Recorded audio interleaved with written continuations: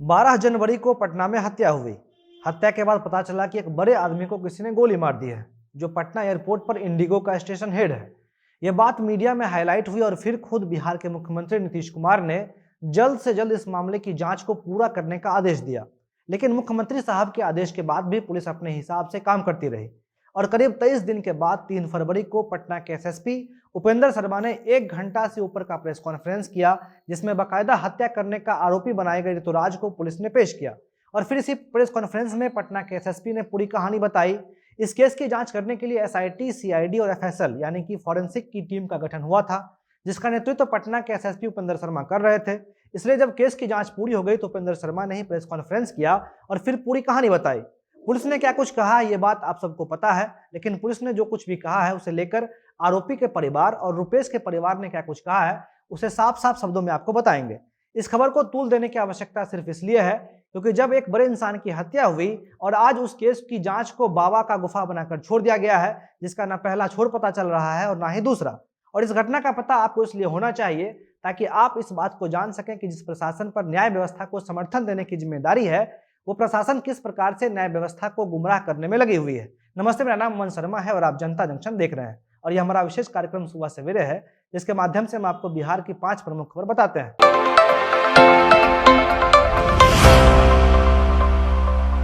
पहली खबर रुपेश हत्याकांड से जुड़ी हुई है, जिसकी पूरी कहानी आप सबको पता है और किस प्रकार से इस हत्या को लेकर आम जनता को गुमराह बनाया जा रहा है।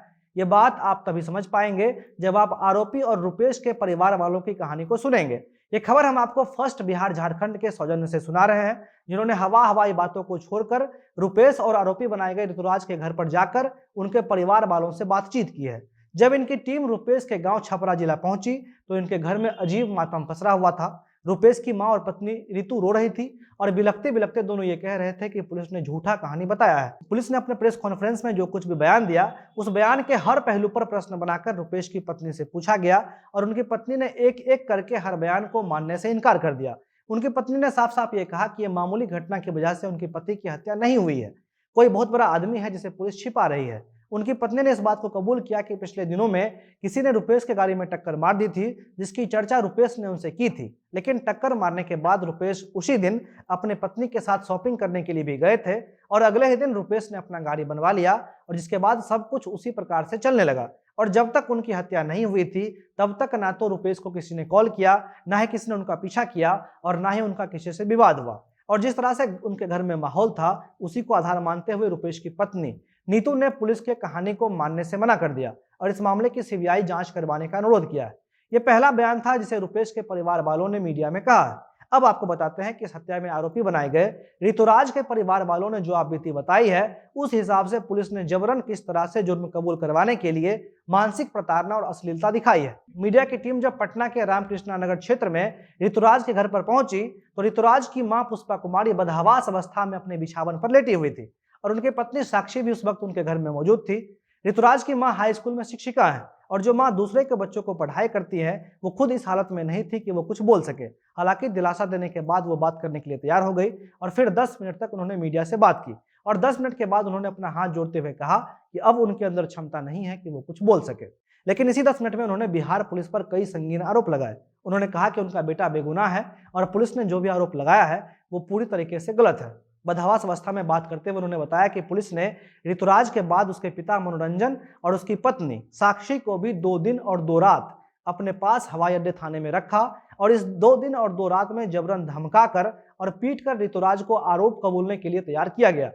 ऋतुराज की मां ने कहा कि उसके पिता को पुलिस ने पीटा और उनकी पत्नी को झोंटा खींचकर मारा, फिर ठेहुने पर रॉड से भी मारा और पत्नी के सामने खुद एसएसपी साहब ने ऋतुराज से कहा कि अपना जुर्म कबूल कर लो, नहीं तो तुम्हारे घर को उड़ा देंगे और तुम्हारी पत्नी को नंगा करवा देंगे। मां से बात करने के बाद मीडिया की टीम ने ऋतुराज की पत्नी साक्षी से भी बातचीत की है और फिर साक्षी ने भी रो रो कर बताया कि उनके साथ 2 दिन और 2 रात में क्या कुछ हुआ। साक्षी के मुताबिक खुद पटना के एसएसपी उपेंद्र शर्मा ने उनका शॉल और स्वेटर उतरवाया और फिर ऋतुराज के सामने उसकी पिटाई की ताकि वो जुर्म को कबूल कर सके।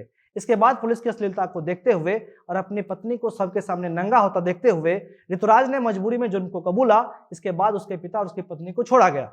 जुर्म कबूलने के बाद पुलिस ने प्रेस कॉन्फ्रेंस किया और फिर मीडिया में ऋतुराज ने यह कहा कि उसने इस हत्या को अंजाम दिया है, जिसके बाद उसे जेल भेज दिया गया है। इधर उसकी पत्नी साक्षी भी पीएमसीएच में अपना इलाज करवाने के लिए गई थी और यहाँ भी पुलिस ने उनका पीछा किया और 2 पुलिस वाले ने इनका पर्चा भी देखा है। मीडिया से बात करते हुए साक्षी ने अपने कपड़े हटाकर घुटने पर लगे चोट को भी दिखाया और ये कहा कि उनके घर में किसी प्रकार का कोई हथियार बरामद नहीं हुआ।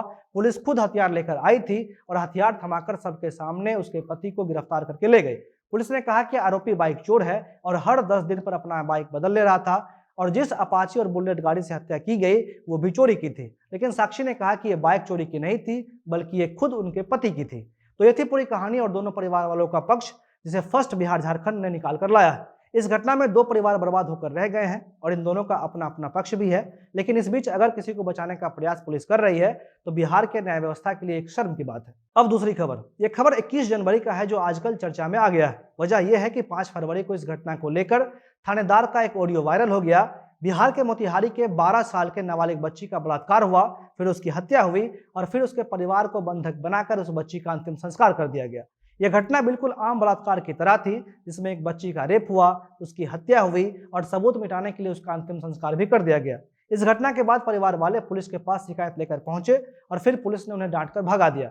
इस घटना की शिकायत के बाद ना तो शव का पोस्टमार्टम पुलिस ने करवाया और ना ही एफआईआर दर्ज करके किसी अधिकारी को इसकी सूचना दी। यह घटना 21 जनवरी की है जब नेपाल के निवासी जो बिहार में रह रहे हैं और घर चलाने के लिए गार्ड की नौकरी करते हैं और उनका बेटा चाय बेचता है, वो अपने काम पर गए हुए थे और उनकी पत्नी नेपाल में थी। इधर बेटी घर में अकेली थी जिसका बलात्कार करके उसकी हत्या कर दी गई और जब बाप बेटे घर आए तो आरोपी के कुछ करीबी ने उनका मोबाइल छीनकर उन्हें चुप रहने के लिए कहा और फिर उनकी बेटी का अंतिम संस्कार कर दिया। इसके बाद ये लोग थाना पहुंचे लेकिन कार्रवाई नहीं होने की वजह से नेपाल चले गए और फिर 2 फरवरी को वापस आकर सिकरहाना डीएसपी के पास आवेदन दिया और अगले दिन 3 फरवरी को उसके पिता ने अपने मकान मालिक के बेटों समेत 12 लोगों पर एफआईआर दर्ज किया। इसके बाद पुलिस ने मकान मालिक सियाराम शाह और विनय शाह को गिरफ्तार किया और फिर 5 फरवरी को एक ऑडियो वायरल हो गया जिसमें थानेदार आरोपियों को शव का अंतिम संस्कार कैसे किया जाए ये बता रहे हैं। इस ऑडियो के वायरल होने के बाद एसपी नवीन चंद्र झा ने थानेदार संजीव रंजन को निलंबित कर दिया है और एसआईटी की टीम का गठन किया गया है जिसमें 8 पुलिस अधिकारी और सिपाहियों को शामिल किया गया है, जिसका नेतृत्व डीएसपी शिवेंद्र कुमार कर रहे हैं। अब तीसरी खबर, कल बिहार विधानसभा ने अपना 100 वर्ष पूरा कर लिया, जिसे लेकर कल शताब्दी समारोह मनाया गया जिसमें बिहार विधानसभा के पूर्व अध्यक्ष, पूर्व विधायक और वर्तमान के सभी सदस्यों को बुलाया गया था। इस मौके पर विधानसभा अध्यक्ष विजय कुमार सिन्हा, विपक्ष के नेता तेजस्वी प्रसाद यादव, उप मुख्यमंत्री तारकिशोर प्रसाद और रेणु देवी, सभापति अवधेश नारायण सिंह, संसदीय मंत्री विजय कुमार चौधरी, सांसद सुशील कुमार मोदी समेत केंद्रीय कानून मंत्री रविशंकर प्रसाद को भी निमंत्रण दिया गया था। हालांकि तेजस्वी यादव इस मौके पर नहीं पहुंचे। 1919 में जब बिहार और उड़ीसा को स्वतंत्र राज्य का दर्जा मिला था तो लॉर्ड सत्येंद्र प्रसन्न सिन्हा को राज्यपाल बनाया गया था और मार्च 1920 में बिहार के लिए लेजिस्लेटिव काउंसिल बनाया गया था और 7 फरवरी 1921 को राज्यपाल की अध्यक्षता में 103 सदस्यों के साथ पहली बैठक हुई थी, जिसमें 76 निर्वाचित सदस्य थे और 27 को खुद राज्यपाल ने चुना था।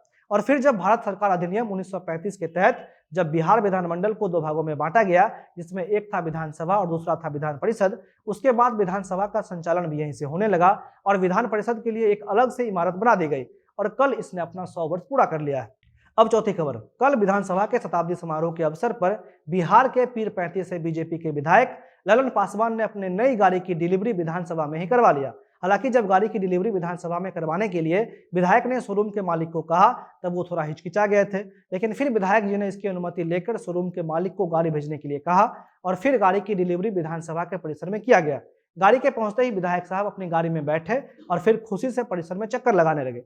इस बीच जब मीडिया ने उनसे बातचीत की तो उन्होंने कहा कि उनका सपना था कि वो गाड़ी लें और फिर उसी से जनता के बीच में जाएं और उनके लिए विधानसभा एक मंदिर है जहां उनका सपना पूरा हुआ है। आज इतना ही, धन्यवाद।